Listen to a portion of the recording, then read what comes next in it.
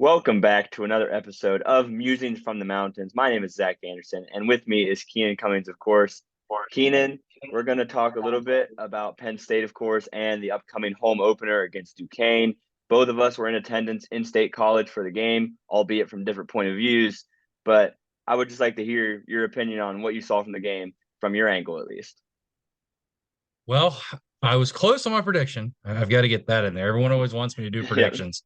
So I've been doing them more. I said that game would be 38-20. It was 38-15. I would not have imagined that score. I think that was a score Yahtzee for West Virginia. It might have Oh, been the really? first time they've ever played a game 38-15. But I think some of it was to be expected. Some things looked a little bit better than I thought they would. Some things looked worse.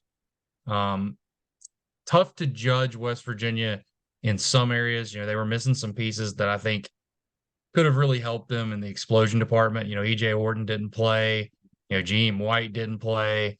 Deshaun Polk didn't play. And all three of those guys are the names you kept hearing is that explosive element. Running game was about what we expected. I thought West Virginia really did a good job for the most part. They didn't bust a lot of big runs, but they were able to effectively run the football against a really impressive Penn State defense. They stayed out of third and longs for the most part. Did not turn the ball over. There were no timeouts to start a series. In fact, Penn State took that over. They had one of those. No Yeah. timeouts to start a series. Played clean football. Um, Definitely play calling, offensive explosion, things like that. Definitely does not make anybody feel any better if they had reservations heading into the season. I think there's work to do there defensively. Front seven, I thought played very well.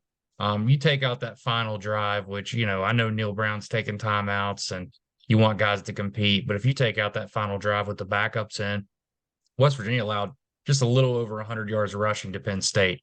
We had a Zach last week on here from Penn State. He thought both running backs would run for over 100 yards.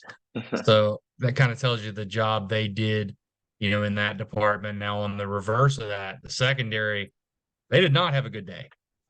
Guys were running free, a lot of crossing, a lot of rub routes, but still there's no excuse for that. Guys were wide open, a lot of explosive plays in the passing game, kind of gives people flashbacks to what unfolded last year. Mhm. That's got to improve. It's going to be a long year for West Virginia. I don't care how good the front seven is, if they have guys running free in the back end, like you saw. I think some of that was with what Penn State did, but some of that is things that West Virginia needs to clean up on. So that's my concern moving forward defensively. But overall, you never want to say 38-15, hang your hat on a moral victory that West Virginia almost covered the spread. No, that's not where you want this program to be. You want this program to be more competitive.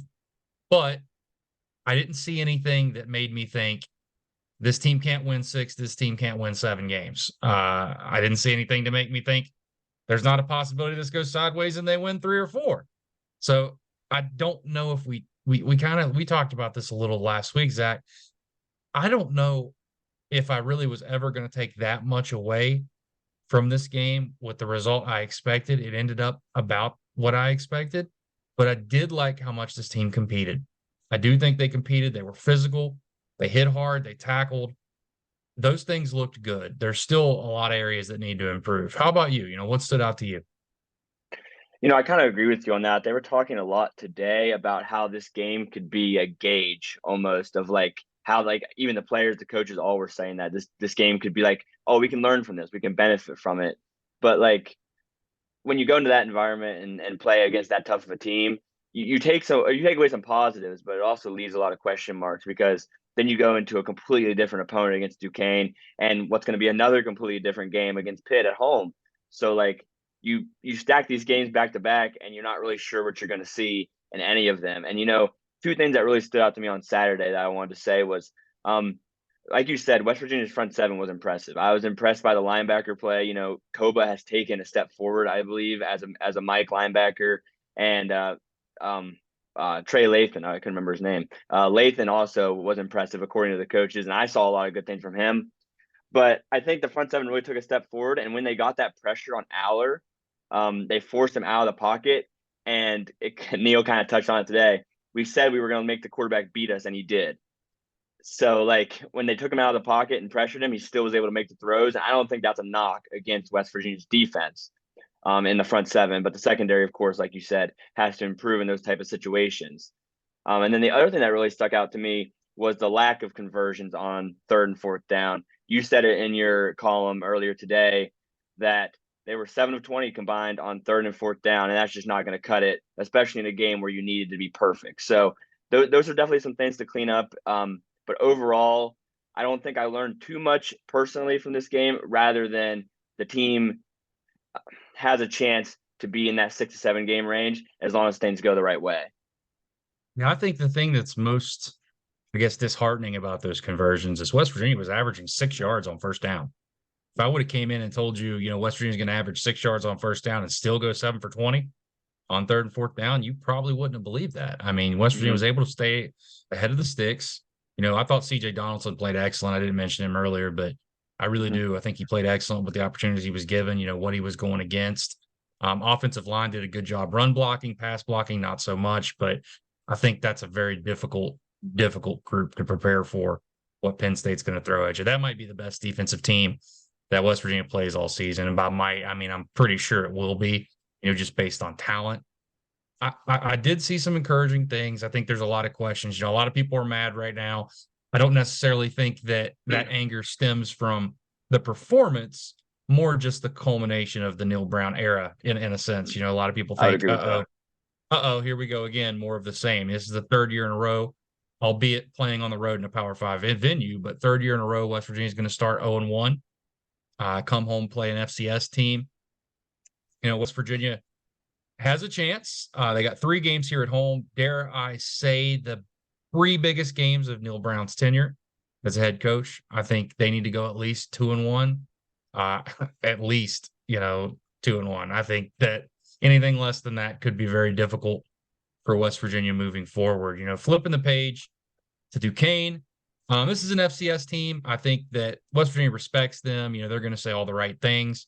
But in these games, typically, your focus is really, getting out of there with a win, getting a lot of players in the game, and focusing on the things you need to focus on. We were talking about it, creating more explosive passing plays, being able to connect in those critical situations, playing better defense against the pass, jumping in spots that you did not show in the opener.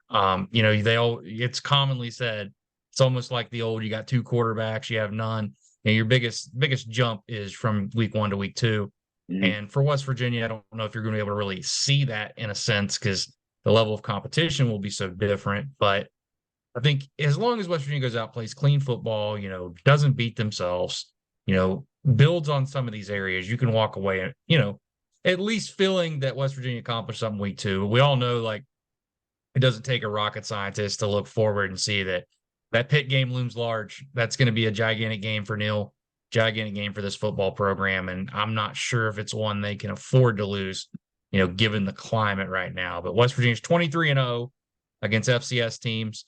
Knock on wood. My desk is wood. You don't want to jinx them, but that's a game you can't lose. Yeah, you absolutely cannot lose this game under any circumstance. Yeah, I completely agree with you on that. You kind of stole my line. I was going to say the 23-0 thing, and I think that's important to look at because there's more to this game than just the win in the column. It comes from playing guys who need experience, giving even Nico and Garrett Green both deserve experience in this game, and it's going to be important for both of them to see playing time. But it's just it goes beyond the win itself. It also takes momentum, and Neil touched on this today. They're going to say, "Oh, we need to win first as the first priority." Yeah, we can have that, but you also need to gain something from this, and I think it's important playing that FCS opponent to really gain the momentum and gain the experience. So, Keenan, I do have a question for you, real quick. They were talking a lot today about the scheduling with how the schedule is put together. Neil said that he did not like playing so many Power Five opponents, unlike some of the other Big 12 teams do. So what do you think of playing Penn State first and then that FCS team second? What do you think about that? I mean, the schedule's a schedule in a sense. Like, it's done years in advance. I understand the Mm-hmm. situation. I've gone back and forth with people on the message board about this because Neil has a point. No, it's not an excuse. I'm not looking for ways to prop up Neil Brown in any sense. But if you look at it rationally, There's a reason that college football teams are not doing this. Most of them play one Power Five. Hell, the Big Ten is looking at possibly eliminating their requirement to play a Power Five team. So I think that you do yourself favors by scheduling. Ren Baker has it right. He's talked about it since he first got the job here. It was one of the first questions I asked him in December. We had a Zoom. One of the first things I asked him about scheduling. His model is, you know, get one Power Five regional rival, preferably Pitt, if they could do that every year. And I think personally that's a slam dunk. I'm from the southernish part of the state, but I still think it's Pitt all the way up here, and everybody else, they're kind of vouching for second. But if you could play Pitt, a group of five team at home and an FCS team, that's a good schedule. For what you play in the Big 12. I understand that everybody wants to play as loaded schedule as possible, but there's no use to make it more difficult than you have to. I do agree with Neil there, but I agree with the way some people are saying, the schedule is the schedule. There's nothing you can do about it. You got to go out and play it. And to be fair, Neil's not done a good job in these Power Five regional games, on the road at least. He's lost three of them in a row. He did beat Virginia Tech on the road, but you got to be able to take care of your business. And I think it's not, Neil has even touched on this at times. People are always talking about excuses. It becomes, people can perceive it that way when you're talking about it a lot. Now, to be fair, us in the media ask these type of questions. So it's not as if he's unprompted up there saying these most of the time. But I think the thing is, like, when you're moving forward with this schedule, West Virginia, and you look at the future schedules, they're set up pretty much that way. The way I'm talking about, and I think you'll continue to see it that way. But you've got a schedule to help yourself win. And West Virginia has not played 7 home games since 2016. 7 home games. That's absolutely crazy to me. Guess what else happened in 2016? They won 10 games. So that's a good point. Yeah, it's nice to still a win or two at home that you should win instead of having to play on the road or a neutral site. I know those neutral site paydays are good, but getting home games is important. I think we've seen in Brown's tenure that he's above average at home. Like, he's better at home than he is on the road. Of course, we've seen that, and we've seen that the team shows up and plays better when the energy is there in front of the crowd.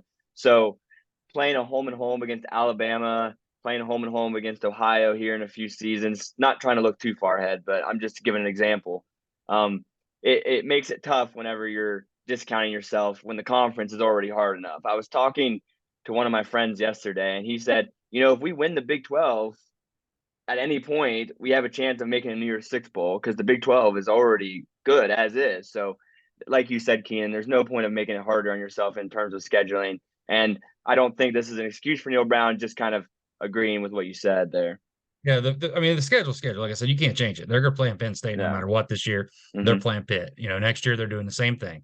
But I think when Neil says that, he's more referencing the future. And I know that a lot of people are like, "Oh, you can't look too far ahead," but I think that's really what he means in general. And me personally, I agree with him 100%. Yeah. So, any other wrap-up thoughts you'd like to say about Duquesne coming up? It's the first home game of the season for West Virginia. Then they have 2 more right after that. It's going to be an important stretch for Neil Brown. What do you think about the game this Saturday? Yeah, I think that West Virginia should win. I'm not even going to offer a prediction. This is one, like, we're taking it off the books. If West Virginia doesn't win, we're going to have an emergency podcast right after the game just to discuss what would happen in that instance. But this is a game West Virginia should win. I think they will win. It should be a pretty good crowd, family day, 6 p.m. kick. It's pretty nice setting all around. Weather should cooperate for the most part. It should be a little hot, but weather should cooperate. 6 p.m. kick, ESPN Plus.